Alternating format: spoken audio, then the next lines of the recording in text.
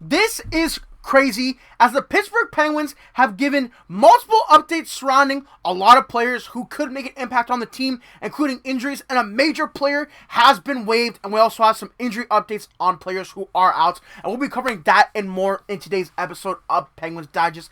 Hello everyone, my name is Nikash Ganguli. Welcome back to the channel. The Penguins, they just came off an interesting stint in the Global Series in Sweden, where they picked up 3 out of 4 points. Sergei Miroshov, first NHL shutout, looks really good in that game, but there's been a lot of stuff going on with Pittsburgh since that trip, and we'll be covering absolutely everything in today's video. Before we do that, make sure you guys do, of course, subscribe to the channel, because we are currently at 67.5% of viewers who are not subscribed. So if you are in that large portion of viewers who are not subscribed to Penguins Digest, hit that subscribe button. It's free. It's right below. It's really easy to do if you want to, of course. I can't make you subscribe, but we are trying to get close to 3,000 subscribers on the channel. So if you could hit the subscribe button, I would of course appreciate it. Because you know, the Penguins, they've been doing things and stuff. So we're gonna get into those things and that stuff, because the Penguins, they don't play again until Friday. They have a long break coming off the Global Series. The Global Series, you know, all in all, was pretty successful. Although you wanted those 4 points, they didn't play well on in that first game on Friday. You know, they came back. They won 4-0 on Sunday. Miroshov shut out. Malkin looked really good. But yeah, it was a successful trip. But now we're back, so there's a lot of updates to get to. First things first. Samuel Poulin has been recalled from the Wilkes-Barre Scranton Penguins. He's had a pretty solid season down there so far. The unfortunate thing is Ville Koivunen. You guys know me on the channel. I am the leader of the Ville Koivunen fan club, but it's been a tough season for him. He's been up and down the minors and the majors, and now he is injured with a lower body injury week to week, again adding to the Penguins' laundry list of injuries. But Samuel Poulin, he gets a big chance with the big club again. Has only played 13 games with the Pittsburgh Penguins, and he only has 2 points. So, again, a draft pick a long time ago. I think, what would it be, 6 years ago now, which feels wild. Again, he's still only 24 years old, 6'2", 213, kind of drafted in the Ron Hextall era. But the Ron Hextall, Brian Burke era hasn't really turned into an NHL player of sorts, but, again, 15 points in 16 AHL games, almost a point a game there. Maybe he'll get a shot with the Penguins because, you know, they're a pretty big team, and, well, who knows? Maybe he could play up there with Malkin, see if they get some chemistry. But, yeah, Samuel Poulin coming up should be interesting, of course. So, I don't mind the call-up. I know there was a lot of people talking about should it be Bros or Avery Hayes, but, you know, give Poulin the shot. I think you can make the lineup a little bigger, a little sturdier, so I don't hate it at all. And I think you have to see what you have with Poulin this year, especially because he's been playing so well in the AHL. Why not give him a shot in the NHL? Because we know Bros and Hayes are going to be NHL players. They have the skill for it, but what can Poulin do will be interesting to see, of course. And the biggest news of today was Phil Tomasino was placed on waivers, a productive preseason, 2 goals, 3 assists in 5 games.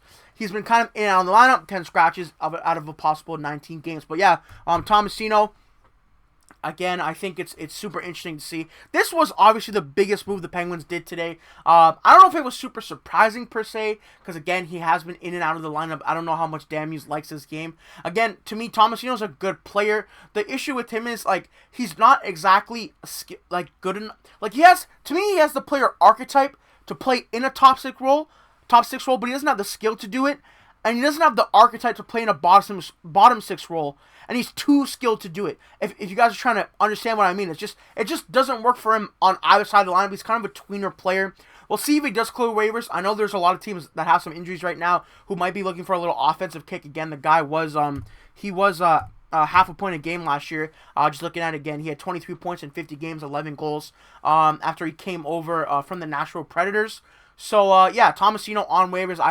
I kind of understand the move. The Penguins are also super deep on forward, so it does kind of make sense that they are trying to, you know, move around some players. There's also some more injury updates that we'll get into that may impact this. But, yeah, 24th overall pick in 2019. Same draft as Poulin, actually, you know, from Mississauga, Ontario. 6 feet, 187. Not the biggest player, but not too small either. But, yeah, it seems like it wasn't working. Again, only nine games this year. Only 1 point to -2. It just wasn't working out. So maybe he can go down to Wilkes-Barre, light it up there, because that team's been pretty unbelievable. And, of course, I think another thing to look at, obviously, is the fact that, you know, the Penguins have been pretty deep.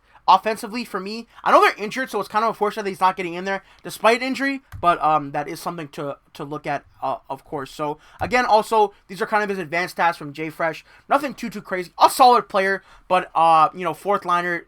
Again, he does make $1.75 million, so maybe that's another aspect of it that would prevent him from being claimed. But, yeah, I think the Penguins fans aren't going to miss much. I mean, he's young, so maybe you are worried about him becoming better on a different team. But I wouldn't be too mad about that. He clearly wasn't working with Penguins. I don't know how much Dan Muse really liked him. He only played him half the game. So, again, that is something to look at as well. And then another thing is Tristan Jarry is wearing a black jersey, suggesting full contact for his practice. And also Jack St. Ivany, the huge defenseman, who's 6'4", is also wearing a white contact jersey. So, again, he was going to be out for a long time, and Jarry also might be coming back soon. So, some good stuff here on the injury front. I don't know if Jack St. Ivany is going to play in the NHL immediately, just because they have a couple good defensemen. Like, I think he's right-handed as well. I'm going to check that quickly. But, yeah, Tristan Jarry also coming back would be nice. Although, Shilovs and Miroshov are also playing really well, and Blomqvist just came back. So, maybe there's some moving around to do with the Penguins and the team. So I'm just not too sure what the plan is when all the goalies come back. Is there a trade looming? Or do you just send? I think the plan is probably just send Miroshov back to the AHL and let him keep cooking down there, because he has been amazing, and Jarry has been amazing in the NHL. Again, it's been a little bit since he played, but a 911 save percentage with a 2.60 goals against average, 1 shutout, 5 wins on the game. He's five wins on the season. He's 5-2, as I would say. So again, he has been way better than everyone thought. And if he comes back, you guys think he could be Canada's starter for the Olympics? Canada's goalies are not that great. If you're a Penguins fan that is from Canada, I know there's a lot of people because of Crosby. Yeah, Jarry, we'll see if he can come back and play as well as he has been playing. And then Jack St. Ivany, I just wanted to bring this up again. 6'4", which is a pretty nice right-handed shot. Played a little bit with the Penguins last year and the year before that. Again, 26 years old. He kind of is what he is. Maybe a 7th, 8th defenseman. Only has 2 NHL points in 33 games. But looking at his size and his weight, I don't think you're looking at him for points. He's going to come in, be a big body. The Penguins have been a little bit bigger this year in terms of players like the Brazos, Malkins, Mantas, even Poulin, Kevin Hayes, and you got him. They're going to be a big lineup, man. It's going to be tough to play against. And then switching over to some of the Sweden stuff, this is from a Josh Yohe article. I said this a lot in all my videos. I don't know if you guys noticed. To move up Kevin Hayes with Malkin and Manta, it made sense, and it worked. Hayes said it's an honor to play with Gino to a much lower level. I think we think the game the same way. I still bobbled a bunch of pucks, but I'm hoping we stick together. A ton of good looks. Yeah, that line was solid, of course. And then, as I also said, Ben Kindle came off Crosby's line. They had Dewar up there for a while. Penguins coach Dan Muse decided to move Ben Kindle to his natural position at center. I think it's pretty clear he should stay there. Kindle was considerably more effective in the middle on Sunday than he was in recent games on Crosby's wing. This isn't to say Kindle shouldn't be given a chance to play with Crosby in the future. Should the opportunity present itself, injuries happen, and when they do, you need players with certain skill sets. Playing with Crosby, Kindle operated smoothly and played a very strong game. Although he bypassed a couple of shots that should have been taken, it was a very nice performance from him. So again, just a point to be proven there. Move Hayes up, bring up Dewar, whoever, and put Kindle on that third line. It just made a ton of sense, in my opinion. And then just some more quick things. Rutger McGurdy, his reinforcements might be coming up.